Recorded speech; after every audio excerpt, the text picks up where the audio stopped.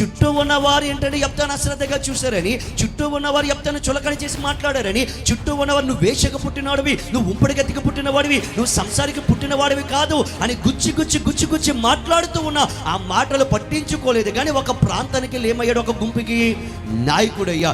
జాగ్రత్తగా విను. చుట్టూ ఉన్న మనుషులు నిన్ను అశ్రద్ధగా చూసినా, నిన్ను గేలి చేసినా, నిన్ను అనరాని మాటలన్నా, నీవు వారి మాటలు పట్టించుకోకుండా దేవుడిపై నిరీక్షణ కలిగి ఆధారపడగలిగి నువ్వు ముందుకు సాగగలిగితే నిన్ను అశ్రద్ధగా చూచిన వారిని నీ పాదముల దగ్గరికి నా దేవుడు రప్పిస్తాడు. దేవునికి మహిమ కలుగును గాక.